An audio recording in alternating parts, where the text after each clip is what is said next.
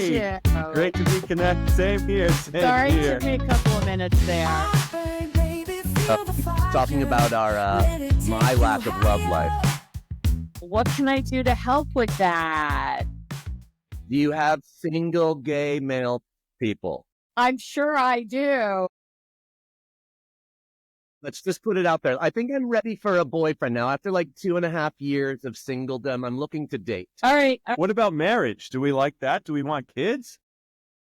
You know, I gave myself to 50 originally to have kids because I don't want to be a super old dad, and I'm like 1.5 years out. So probably no kids. All right. All right. I don't know. I think you can have kids. You'll be such a great dad. Thank you. I Yes. think, yeah. I'm feeling like kids could be in your future. Well, See if I meet the right man with a lot of money, then I will be a stay-at-home dad. There you go. He's out there. Leslie, let's start. I was going to read your bio, but I think it's more interesting if you just sort of tell us about you and what you want us to hear, because I know certain things about you that are interesting to me, but I'd rather you tell us and the Artburn family, like who you are and where you come from and kind of how you got into the kind of contemporary art space. Yeah, sure. Well, thanks, guys, for having me. I appreciate it. So, like crazy background, right? I have a background in art and economics, and I thought I was going to school to get a MFA, and I wound up getting an engineering degree. And then all of a sudden, kind of a few years into us having kids and working, Michael bumped into an old friend on the train, and he said, you guys should try art collecting. And so it's really funny because with my background, everybody always thought that the art collecting was me. And it was really Michael who sort of first kind of brought it to the attention of us as a couple. Just for the listeners and for Topper, Michael is your husband, and you collect together with the Weissman family collection. So, yep. So I was definitely going to say that. Yep. So Michael's my husband of a really lot of years. And he's lovely. He is. He's a keeper. And so now we have two boys, one with a wife, one with a girlfriend. And when we collect now, and as we have been for 25-ish years, everything goes out to our family, and we kind of do it's as much of a family activity as skiing and golf. So we really do it. We truly Weissman Family Collection because we totally collect together. And each of the boys now have their own collections. And often over the years, what's happened is I've called a gallery about an artist, and they'll say to me, are you related to Matt Weissman? And that's our older son, which has happened on a lot of occasions, and it's pretty funny, actually. Yeah, so Michael's parents had a small collection, but were very involved in the arts in a lot of other ways, being on boards of museums, Mount Holyoke, Newburgh. My mother-in-law had a small gallery in White Plains, and they had an artist in their collection. And Michael was over at the house one day with his siblings, and everyone went, I want that. And Michael said, well, I'll just go get one. And so that was the first piece we got together. And what was it? It was a wolf pond. Oh, wow. Yeah. So we got, and we wound up getting 2 of them. And that was sort of the beginning of what never seems to end. So I have so many questions. Yeah. There's a lot to unpack there. That's for sure. So ultimately, on that fateful train ride, how did you know, where to start and to how to think about, what was the incentive in this conversation, and what was the incentive, moving forward to make you guys actually want to take action with that collecting of art? Right. So this friend of Michael's was a friend from all boys sleepaway camp in Maine, who... That is true. I did do that. Wait, you went to an all boys camp in Maine? It wasn't all boys, but I went to a sleepaway camp in Maine that we had a guest who was, who I met. Healer in London now, Cedric Bardowell. That's so. I don't know if you want to tell me what camp, but this Michael. Yeah, it's called Robin Hood. Okay, Shout yeah, out yeah, to yeah, Robin yep, Hood. yep. So Michael went to Androscoggin, and We played them in yeah, tennis and other yeah. things. No, the name. Yeah, I knew the name when you said it. Yep. So, and then our boys went there because we just keep, doing all the same things that every generation did before us. And Definitely. so this friend said to Michael, my sister's an art advisor. And Michael's like, art advisor collecting? What are you talking about? She Yeah. came over and we kind of talked. And, so this was after the Wolf Cons. And I think the Hmm. first piece we got with her was uh, So what was her pitch? She was saying, hey, if you buy with us, you'll have some cool no, decorations, or no, this is a good it investment. was never decorative. It was sort of always about living with art and the idea that we always embraced of, it's a legacy, it's something with our kids. It's you're when you buy art, and I firmly believe this, and RJ's heard this like a million times, right? Like, I love supporting young and emerging early career artists because that when you buy a work of art, you're literally changing somebody's life on so many levels, right?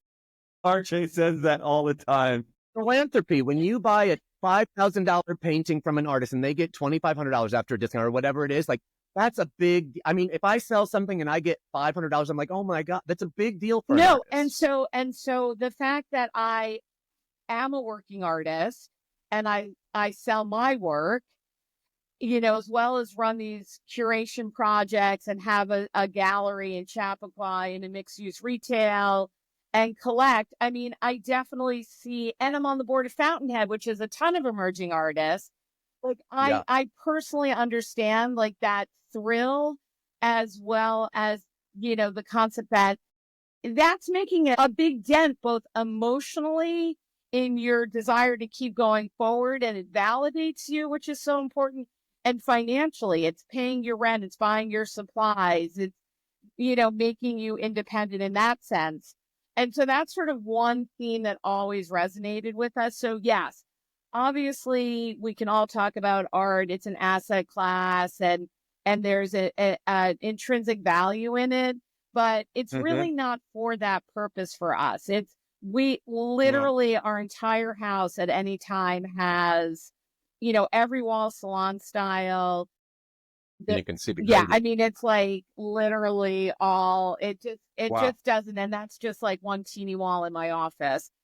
Uh, and there's probably about 750, 800 orcs in the house at all times. And they lean on the floor, they sit on top and catty cornered. And, so now when I curate, that's also one of the things. I'm like, people, the work is not to decorate over your couch. It's to live with. Just hang it on the wall. If you love it, buy it, live Hmm. with it. So Hmm. How many total pieces do you think you have in the collection? so there's a really good question. We think we're sort of somewhere around 1,500, 2,000 ish pieces. It sort of happens fast and furious. And what's really interesting, we just really started this as a passion when we started it. And, emails would come in with invoices and we'd send them to the insurance company and everything would be, come back. Okay, this was added. And then we'd get a deck from the insurance company. And then all of a sudden, one summer when the kids went to sleepaway camp, I said, we probably should do a better job of recording all this. So then it went into binders, and then the binders were all like those huge, thick ones that we had in, middle school. And then all of a sudden Yeah. there were, Trapper yeah, keeper. then there were, yeah, exactly. Then there were 10 binders. And so I'm Unbelievable. slowly but surely trying to get everything into art binder now, but that's a labor of love. And Michael and I do it all ourselves. We have someone that helps us around the house with, the heavy lifting and art handling, a great guy named Dave. But everything else is really, I'm the registrar, the logistics manager. So we really do it all ourselves. And I would also say that of the crazy salon style house that we live in, we probably know and or can tell you a story about at least 85% of the artists and the work. So Well, that's the other thing I want to say is I know Astonishing. Leslie for a while, but primarily I know Leslie through sitting at dinners with you because you and Michael love artists and you love to be with artists and you love to talk to artists about their practice. And part of that is because you're an artist.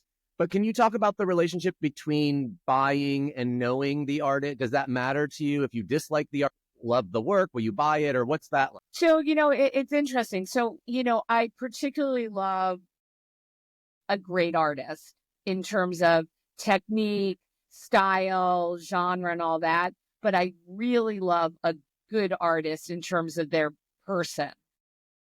Yeah. And so I have to say, not that we know every artist before we get a work of art, but, we definitely love to have that relationship. It's super important, that there's not that disconnect. We're not doing this as trophy pieces on a wall that are, for some reason. They're truly things we love, we look at, we live with, we talk about. RJ knows open door policy here. Anybody that wants to come any day of the week is welcome.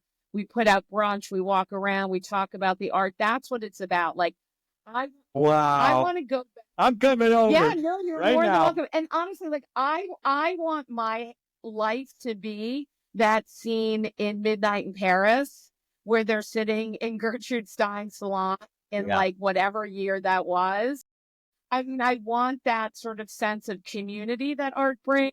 Me Yeah. too. Me too. I think that It's hard to find. well, and one of my favorite taglines, I'm on the board of Fountainhead, and the founder is a very good friend of mine. And our sort of collective tagline is making connections through art. Will you tell us what Fountainhead is for people who don't Sure, know? sure. Fountainhead is a 15-year-old artist residency based in Miami, founded by Catherine and Dan Mikesell. We have 3 artists living in a house across the street from the founders that work and live together for a month. During that time, there's open houses. The Miami community comes in, collectors locally, museum curators, and it's I think if you were to look at, if anyone was to follow up and Google Fountainhead, the list of artists is quite notable. So it's great, and it's really still feels like very grassrooty community. And there's few of us that are New York based, but a lot of the board are Miami based. And again, like if there's an open house, they're all there, they're drinking wine, they're having a good time, and they're having that sense of like art conversation and dialogue. That's so Yeah. nice. So I have 2 sort of follow-up questions. One, do you still work with an advisor? And if not, when did you stop? And the second question, and I know the answer to both of these, but I'm just curious. The second question is when you and Michael disagree about a piece, what do you do?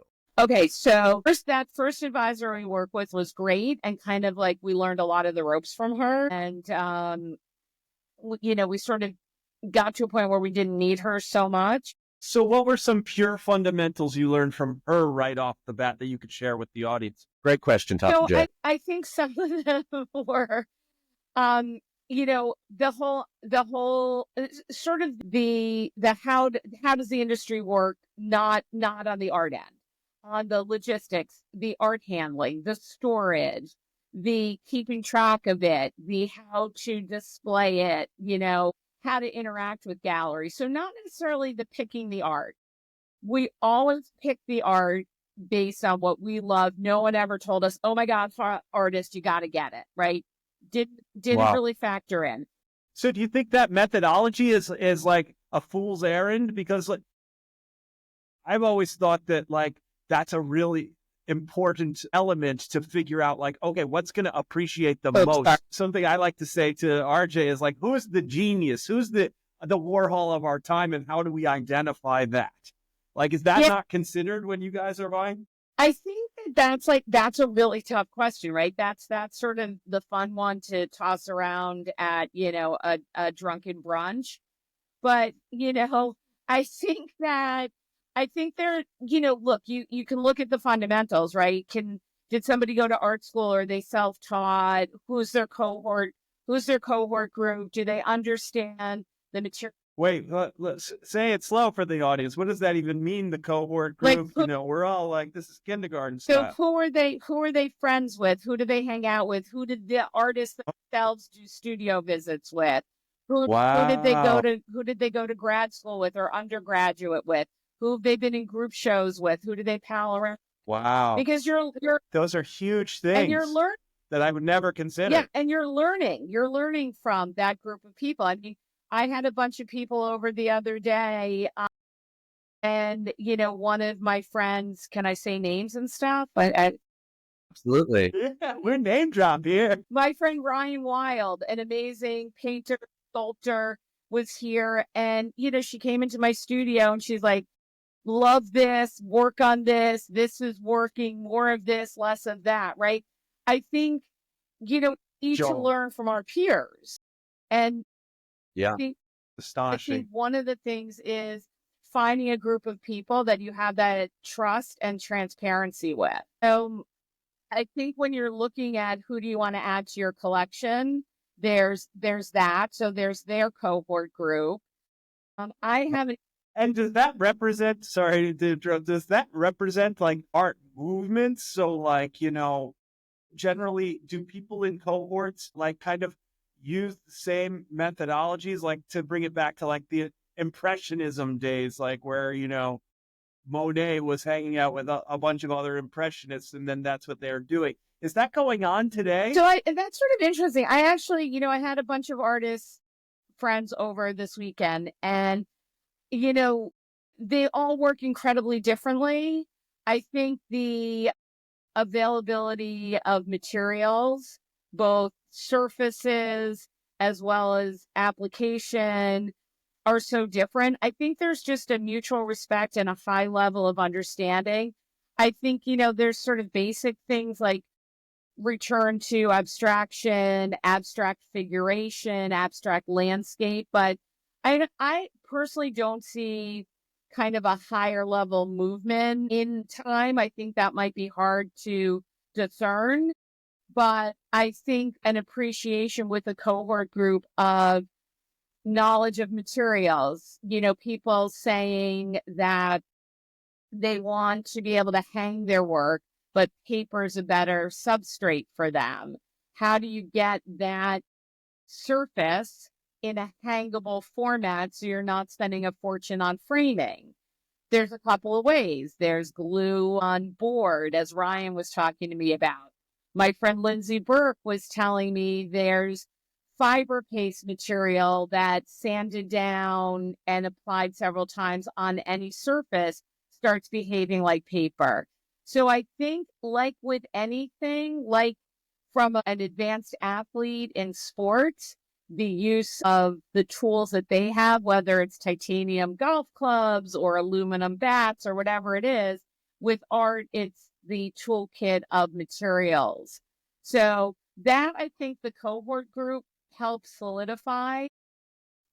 So again, looking at cohort group, looking potentially at where their traditional training came from, a BFA, an MFA, just a love of art since they've been 5 and always painting, because not everyone is able to do those collegiate activities. Definitely looking at gallery affiliation, shows people have been in. So Michael and I will factor all of that in.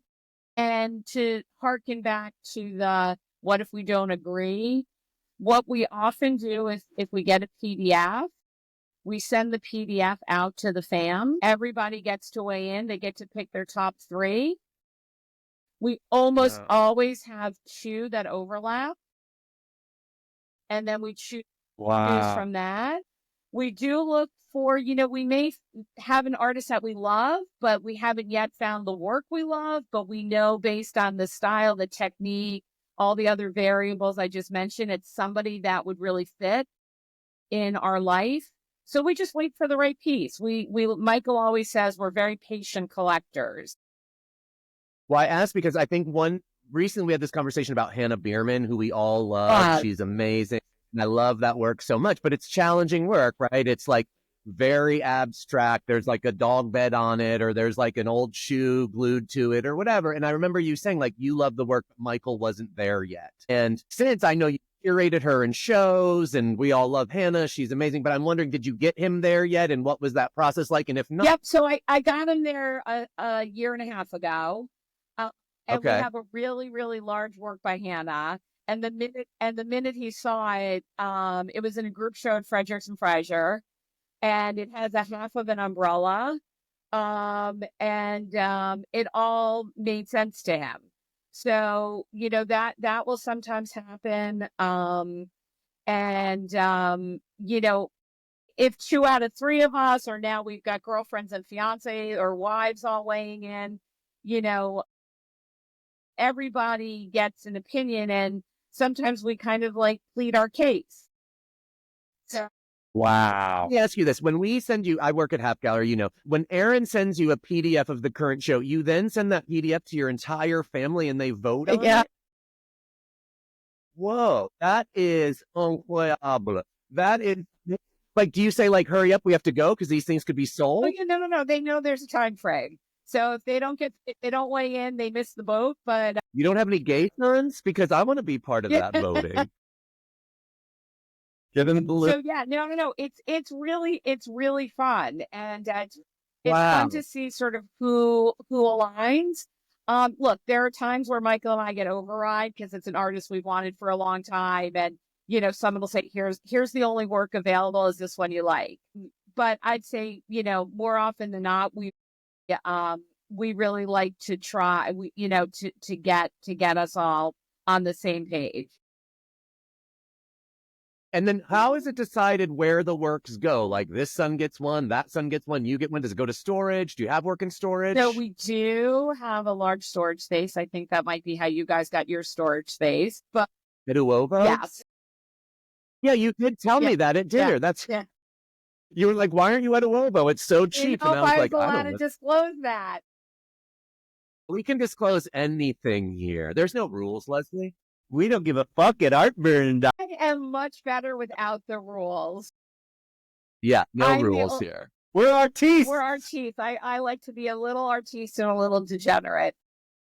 Yeah. So You're in great company.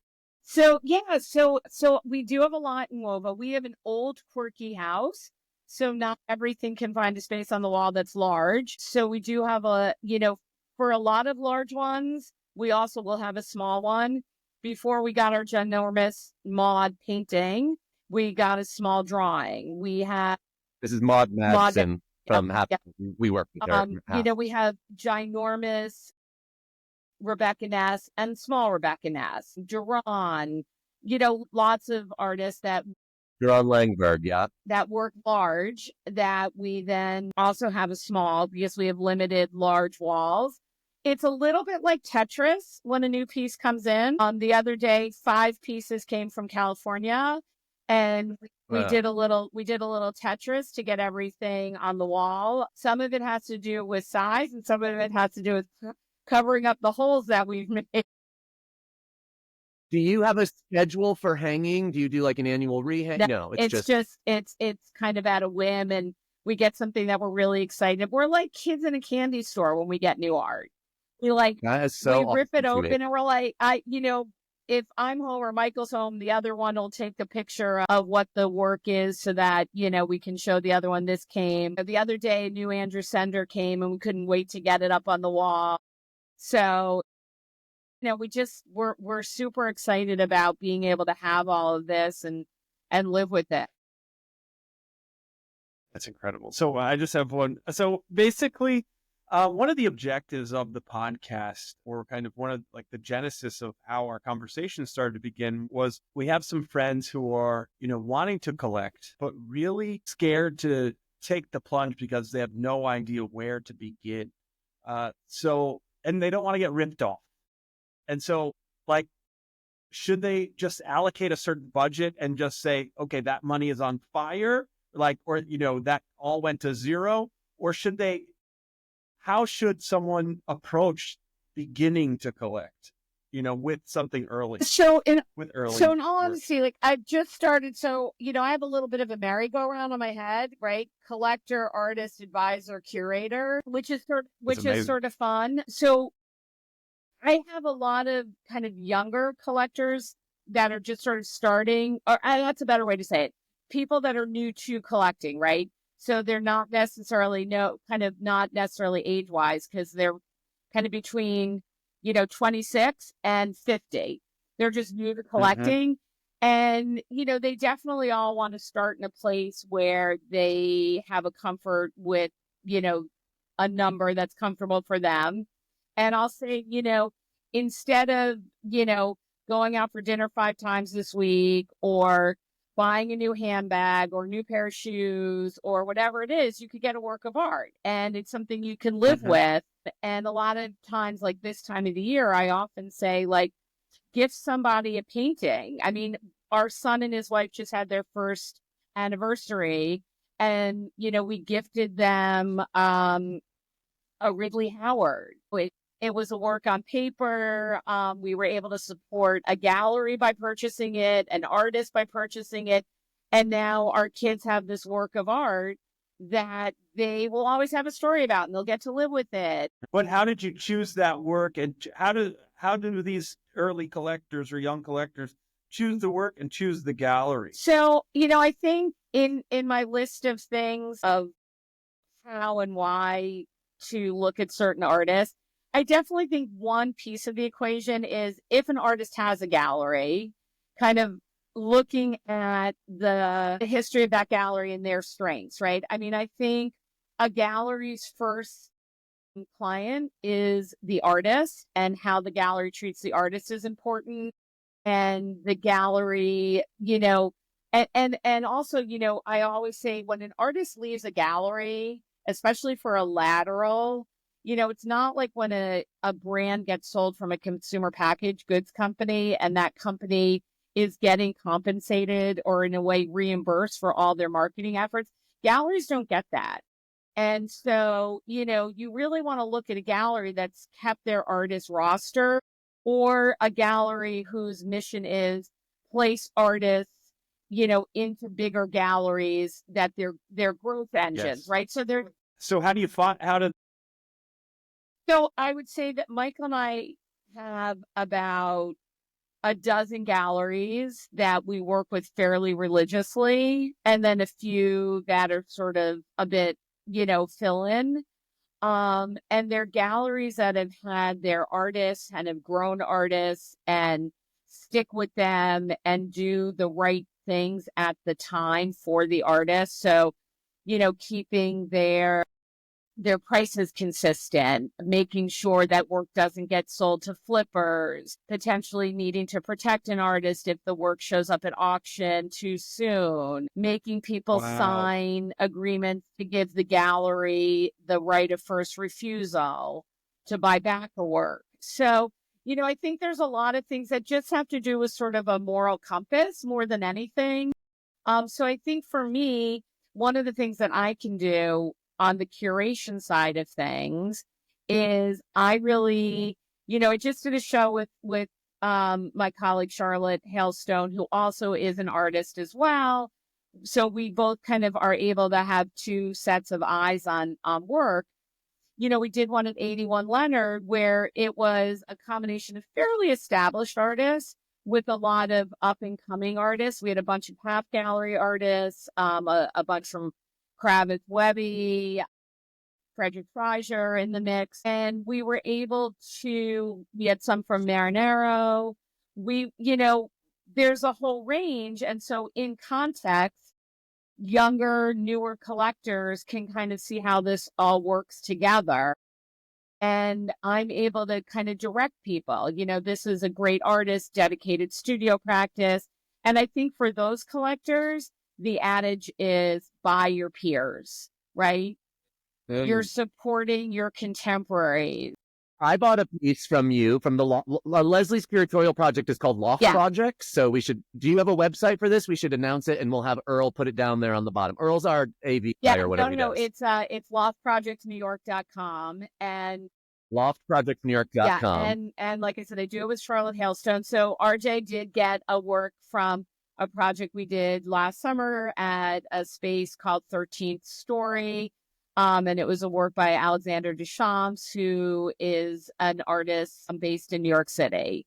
So And used to be my art handler at my very first gallery, like in 2011, which is why now I had to buy it in 2 payments, but I bought it because I've had this relationship with this guy for 20 years, you but know? It's RJ, that's unbelievable. another really interesting point. So there's one question I didn't answer yet, which is, do I still work? Michael and I still work with an art advisor. And, we definitely have a trusted person that we work with on occasion. But the other thing is, in terms of the 2 payments, that a younger generation are used to buying things on, all the different payment kind of plan apps that are available, Klarna. like Yeah, Klarna, like Afterpay. Yeah. right. And so I've had a lot of collectors ask me, can I pay in installments? They're paying rent, they're maybe have a vacation, they don't have, a huge slush fund in the savings, but instead of maybe buying a stock this week, they're going to buy a painting, right? Because they know Mhm. that that also will be something they have for a long time. So I think that being sort of in tune with also how people are collecting now, and as people are staying in apartments, I did a show and I've got another one coming up in January, All the Small Things at Marinaro Gallery, that we use a set of shelves that look like a domestic setting. So we put small sculptures, small paintings. Everything doesn't have to be huge. Right. So Yeah. I mean, the show where the one that I went to with I mean, you had a bunch of different sizes and scales and everything, and it was a big salon and it was style a installation. right, it was a salon hang, and people, and it felt very, that also felt very domestic, even though it was an office space in Midtown. There was, a beautiful industrial kitchen and couches and sitting areas, and people could really see how they can live with art. And I also have a young collector who's a good friend of our younger sons, whose parents have been doing some collecting with me. And then he's like, wait a second, I want one of what my parents have. So, he Wow. got a smaller version for his new apartment. So, I think that those are different ways that younger collectors or new people to collecting can get involved. I want to talk about you as an artist, but I have two more sort of collecting, curating questions. Do you do Fit. the acquisition works ever? And do you set a budget for yourself, either monthly, annually, to be able to spend? The budget there, no. Do you try or no? You're just like, whatever. So every once in a while, we'll go through an exercise where we'll say, we want to keep work in a certain price point for a first work by an artist because we'd like to get multiple works. And so we want to get them at different points in their career. And obviously the prices get slowly ratcheted up over time. I can't say like we've ever said, okay, this month we're going to spend $10, next month $20, another month $15, right? Mhm. We've never given ourselves a number. We know what our discretionary is. And that's our passion, is buying art. Some people buy cars, some people take elaborate vacations. We love where we live. We've been in our house for a long time. And so we just keep filling it with art. Yeah. Yeah. So, I mean, it's not that there's a never ending budget. It is that, that's what we do with the capital that we have to spend. We buy art. Do you have a cap for what you'll pay for retail? Like, will you not go above X amount for? So we have, I think we've sort of identified a sweet spot in, like, the low five figures, that we think that in that ballpark, buying an A plus example of a quality artist that's with a gallery that's really going to do what they need to do to promote the artist and grow their career. That's going to be something that probably will have a nice trajectory upwards. Then you've got the kind of risk, the few $1,000s where you just love it. So if it's great and you love it and you want to, then maybe there's an upside. Every once in a while, there's that, oh my gosh, I got to get a Betty Saar, because we've seen it, it speaks to us, and, we do that. That's probably more than the low five figures. That's a whole different ballpark, right? So we do mix it up, but I'd say that low five figures is the sweet spot of where we like to collect deaccessioning art. So we donate to museums. We just sent a piece off today to the Everson. We donated a painting by Wendell Gladstone, which was exciting. We have sent work out to Orange County Museum, the High Museum, the Ogunquit Museum. So there's a few organizations that we really like to support with art gifts. And they're usually artists that we, again, have a close relationship with, which I think personally we're really lucky that we have that relationship. I think, like I said, that closes the loop, because, again, like knowing that you can then help that artist get into a museum or institutional collection. And we tend to send them to museums where we know that they're going to be exhibited and displayed, and it's not some gimmicky thing. It's really because the museum wants them. They understand the importance of that artist. So, I mean, that's important. Every once in a while, and if we were ever to sell, which we do occasionally, we have a firm policy if we go to the gallery. You don't put anything at auction. And then what happens next is we just wind up buying more artwork. Right. You mentioned you don't want a gallery that sells to flippers. What is the downside of that? Or what does that mean for someone who's not indoctrinated in this world? So, we're not interested in seeing artists' work come right back on the market because somebody's using it as speculation. I mean, that's sort of not good for. What's the hazard of that? Essentially, it causes kind of peaks and valleys. You take an artist's career. Yeah, I think it's demoralizing to an artist and to see their work go down in value. If it's or up and they don't get anything from it. Exactly. Or up and they get nothing, right? So we don't have any laws in this country that, whereas, a musician, there's rights. So a clip of music gets played for more than 30 seconds, the artist gets royalties. You buy a book. And they're still struggling. Right. You buy a book, or a movie gets downloaded, or, other creative industries compensate after the original product essentially is created. Can't theoretically an artist just keep knocking them out? All right, you like this nude figure or whatever the hell I just painted. All right, I'll just rip another one. There's another 100K.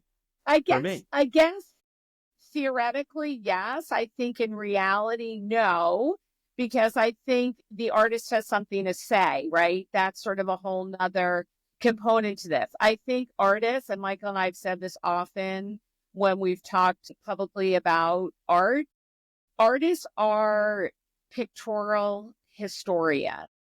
And through their art, they're commenting on how they are relating to the world in which we're experiencing, whether they want to say that it is just a portrait, or it's a psychological study, or it's a feeling of longing or separation or living in the diaspora, whatever it is, who we are at this time. That's why they're doing it. So sure, anybody can do derivative art, and any artist can do a derivative of their own art.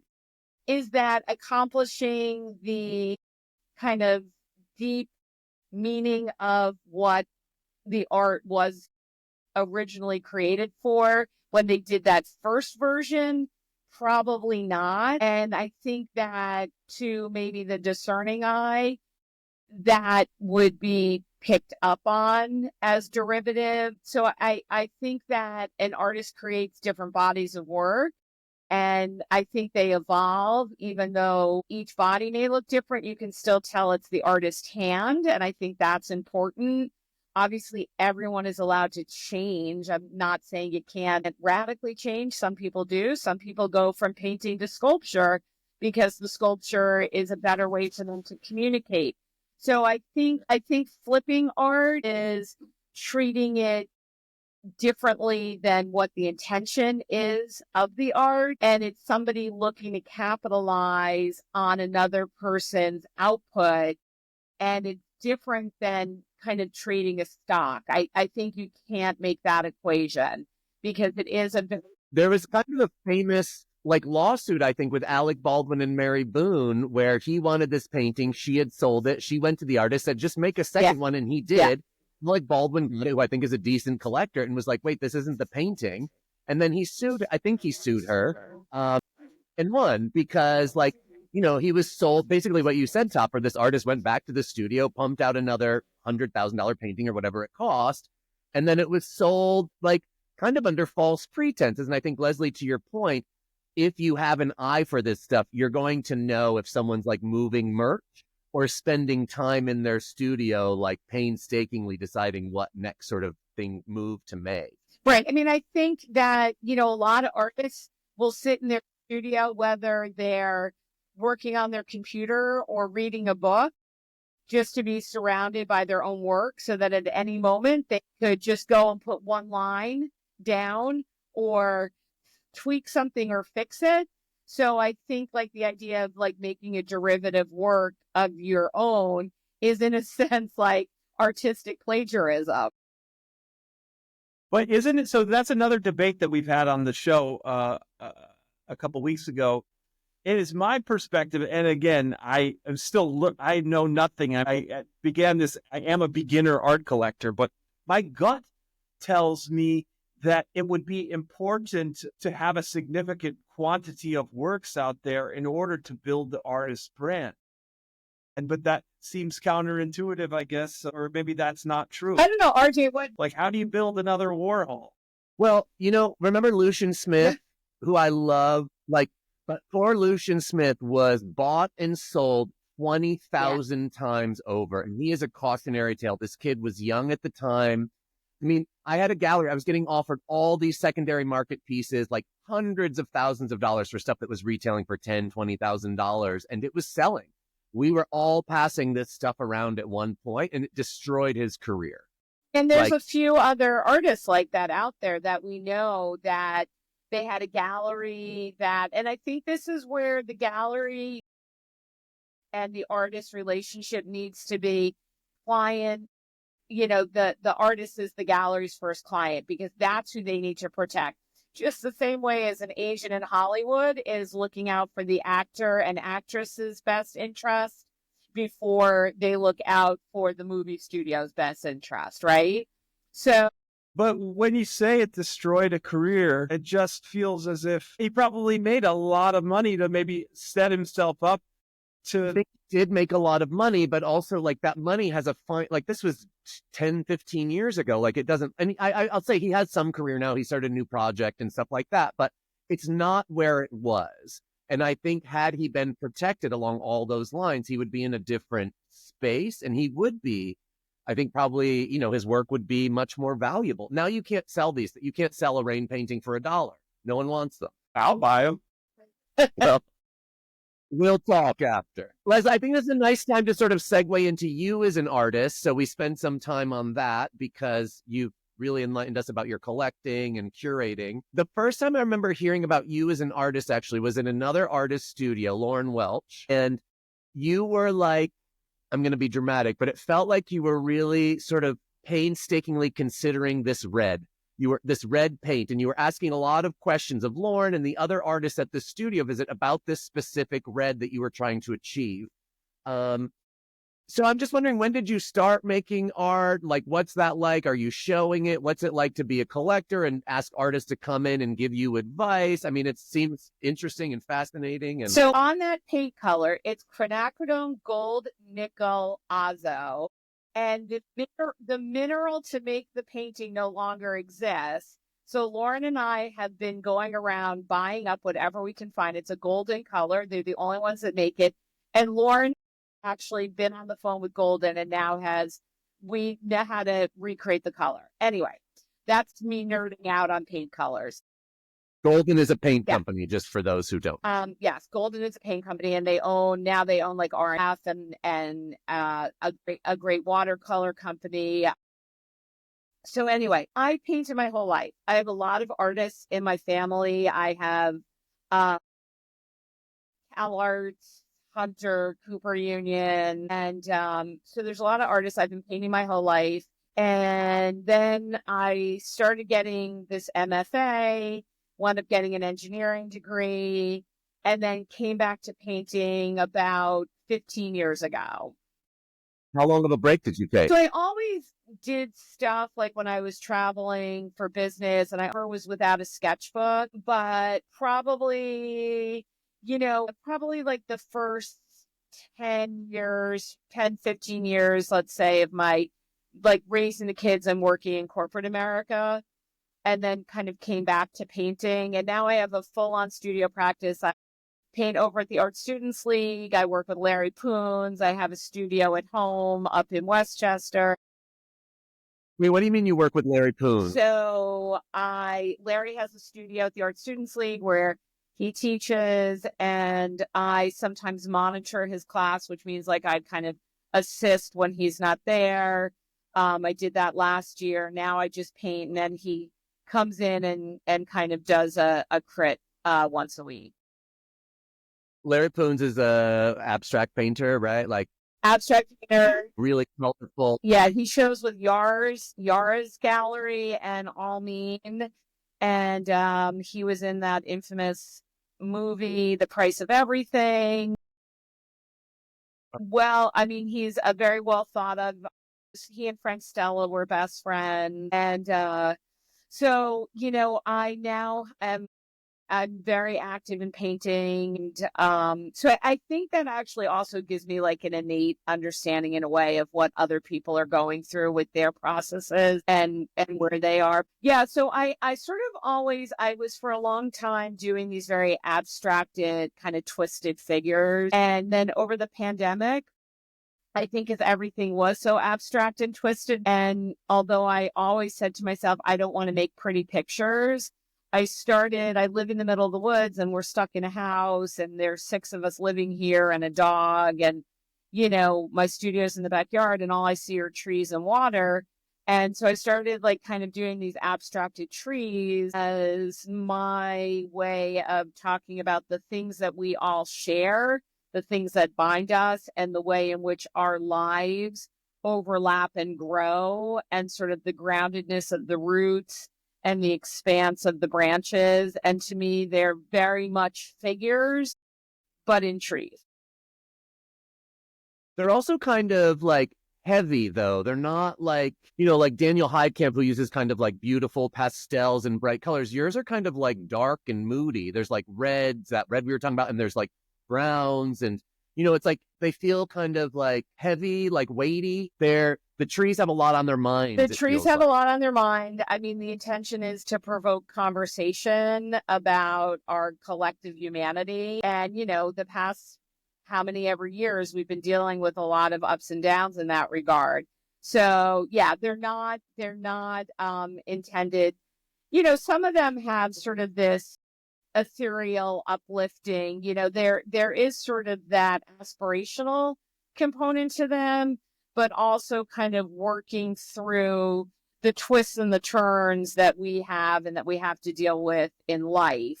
And now I started to go back and reincorporate some of the abstract figures into the tree paintings. And I'll actually have a piece, Harper's holiday time show Charlotte Congrats. and I'll actually both have pieces in that show, which is exciting.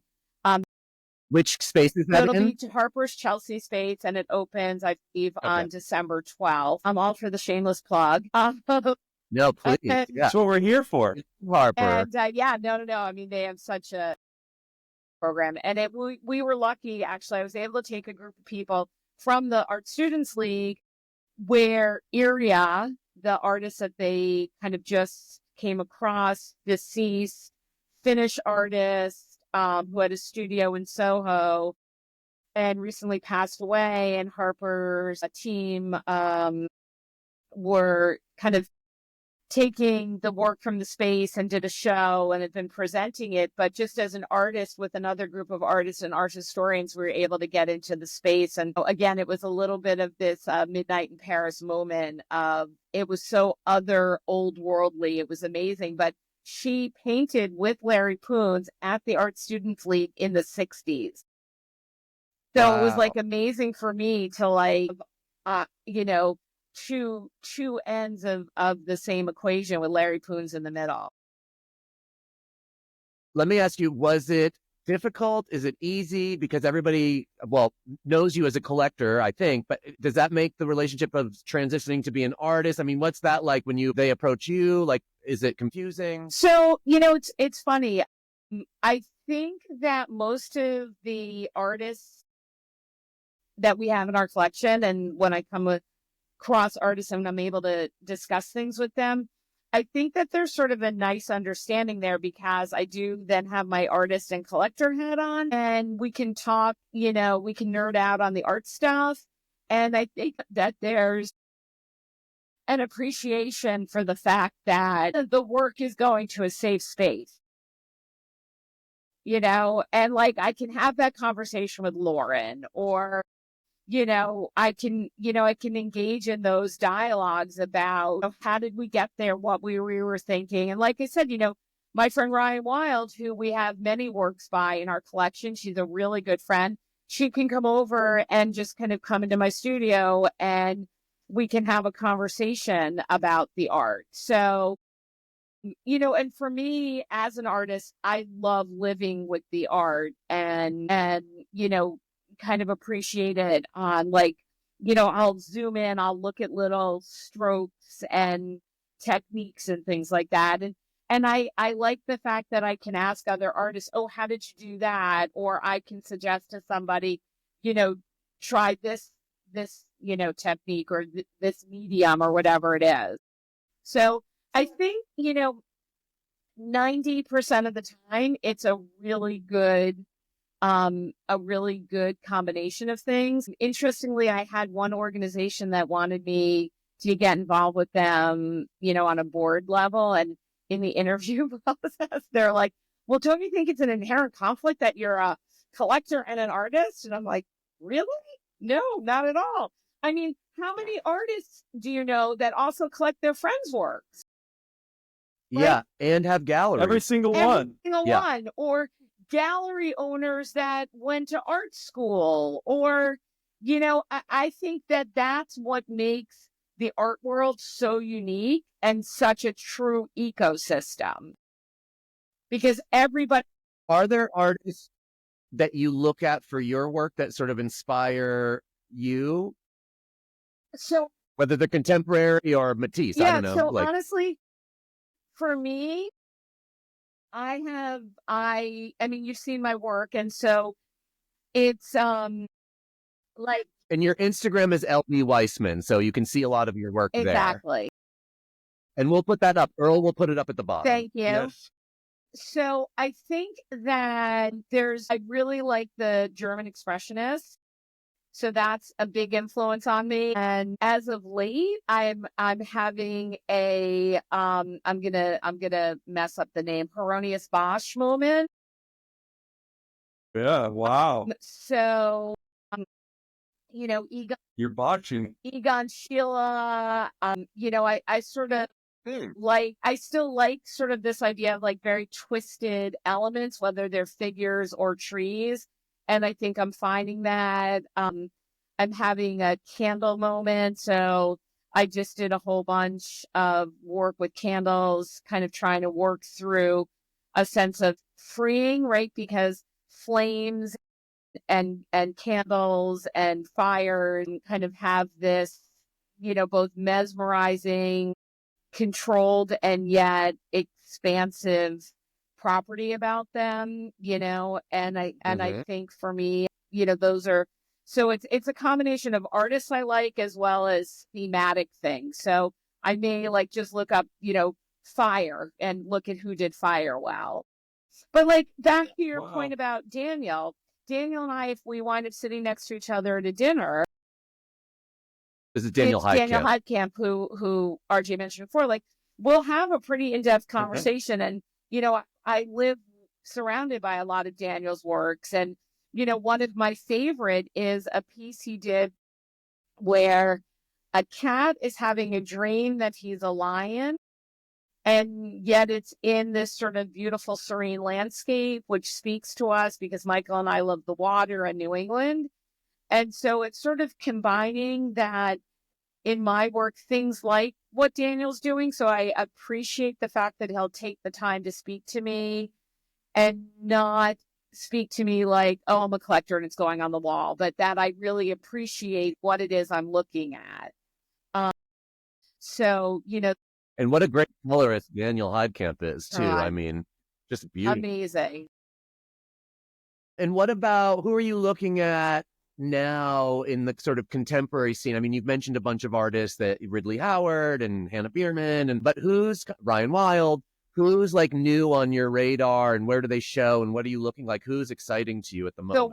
one of my new ones, which happens to be somebody I think you guys know, is Colleen Barry, and Michael and I just acquired two of Colleen's works. Another artist who we really like, and actually I find very inspirational to my practice, is actually Annie Lapin, and she shows with Nazarian Kiriko in LA. Mhm. I'm a huge admirer of Andrew Sender, and that is in part because what he does is so masterful and beautiful and thoughtful. And he's also one of those genuinely amazing people. He goes to every opening, he embraces friendship. So, and he's super helpful. Over the years, I have to say, Monsieur, who Peter Zahor, Monsieur, Monsieur Zohor. yep, Yeah. he has been a great friend in terms of critiquing and helping me along the way. That's one of the things. Like Hannah and I have totally different practices, but she's been so kind about giving me input. Also, a big fan of Melanie Delac. And again, somebody who is incredibly kind in terms of giving input and being both a giver and a receiver of information. To get my dog. You guys see that? And another beautiful new artist for us is someone named Luca Gatta, and he shows with Robert's Projects and Monique Maloche in Chicago. So, Wow. and I mean, there's so many.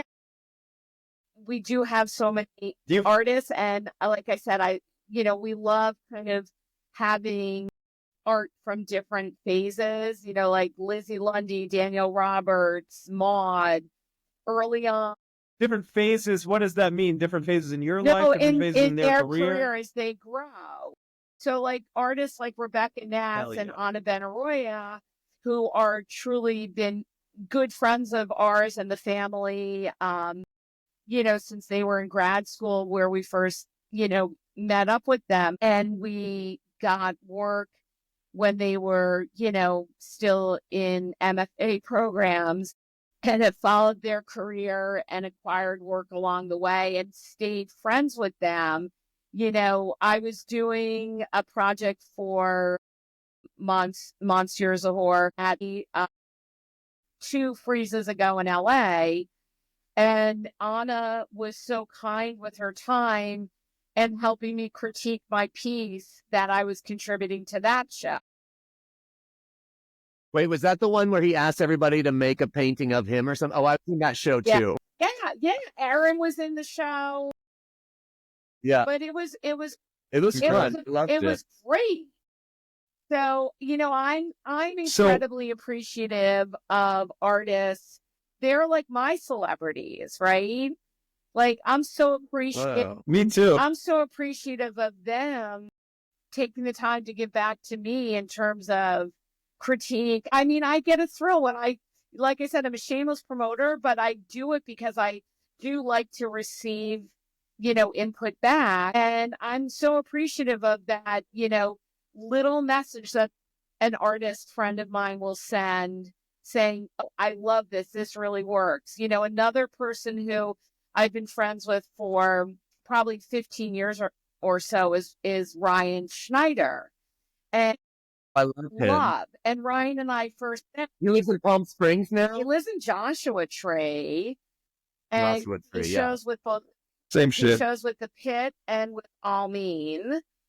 And we first met him, Michael and I, a million years ago because he and I were both commenting on each other's work. And we went and did a studio visit, and we collected his paintings, his sculpture, his wood sculptures, his bronze sculptures. And actually, that's how we met Daniel Heidkamp the first time.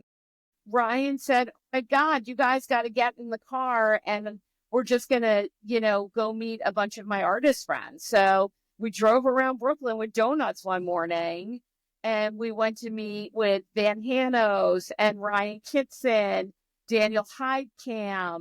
It was great. Yo, So it's like, unbelievable. Hey, I showed Ryan Schneider in one of my galleries before, and he always used to sign his paintings with like an RS on the front. And I don't know if he still does, but Roberta Smith came in one time. Yeah, Roberta Smith came in one time, and she was asking me about Ryan's work, and she's like, why do you like it? And I was talking, I said, also probably because he puts RS and it's my initials. And she goes, yeah, me too. And I was like, oh, Wow. What a moment. That's Yeah. really cool. So, Leslie, I want to be aware of time, but I have a couple more questions. I And I have a few more too, but we have to wrap up soon too. Sorry. you don't have to mention a name if you don't want to, but I know there are galleries you won't buy from. And I'm wondering what's that like and why. I just need to interrupt because RJ, that was my question. I didn't know that. So we're on a wavelength. That's so great. Don't mention if you don't want to at all, but why wouldn't Yeah, you? what are the red flags? So- What are the so red flags of a the gallery? red flags are two. One is how they interact with their artists and do they treat their artists fairly and take care of their artists. And that's like a big issue because I think artists need to be taken care of, and we all protected. need to be kind to each other. So just an Yeah. unkind person is an unkind person no matter where they are. So that's one. The other one is on odd occasions, we have had instances where we have had a work that we put a reserve on. So Topper, that's sort of, when you ask the gallery to hold a work so you can think about it a little bit.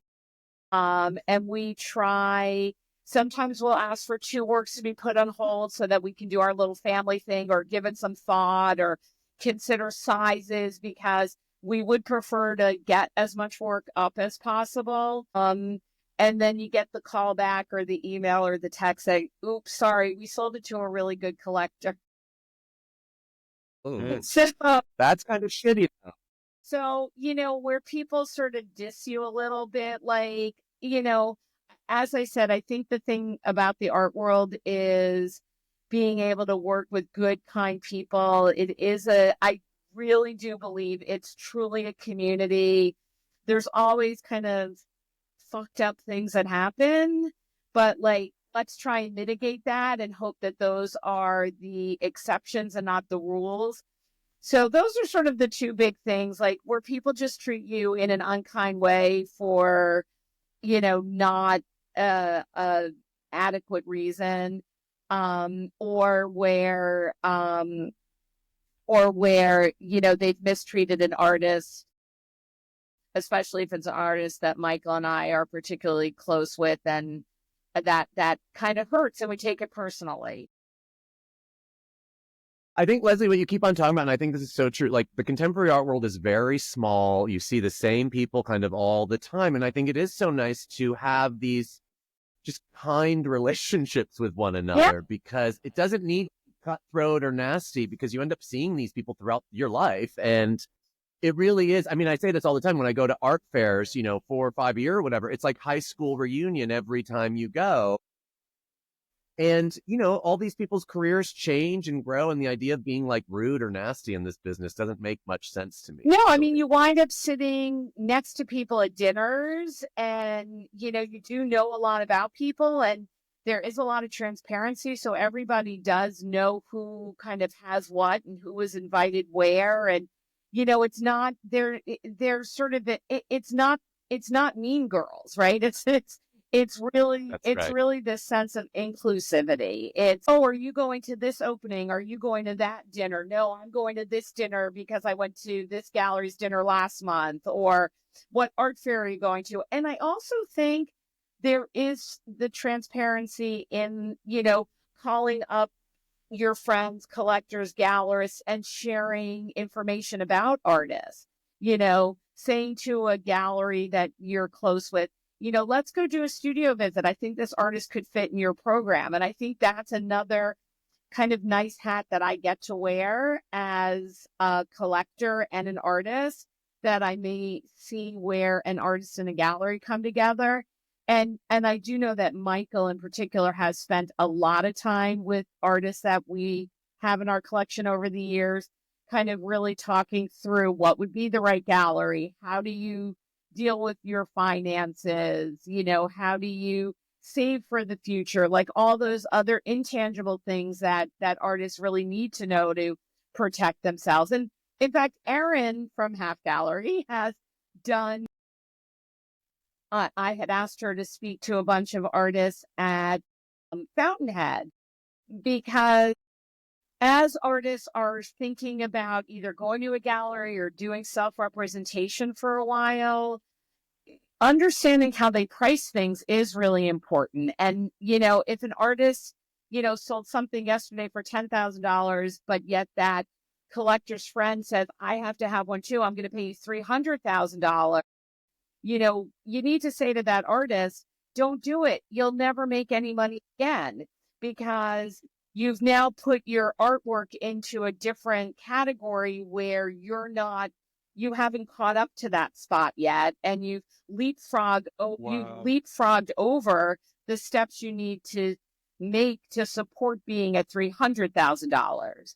So, Well, we need to have another episode to do an entire hour-long deep dive on how to get there and do that. Yes, I'm up for that. So, Leslie, my last question for everybody is always, what do you need from the art world? What do you, Leslie Weissman, need from the art world? A museum show? No. Yes.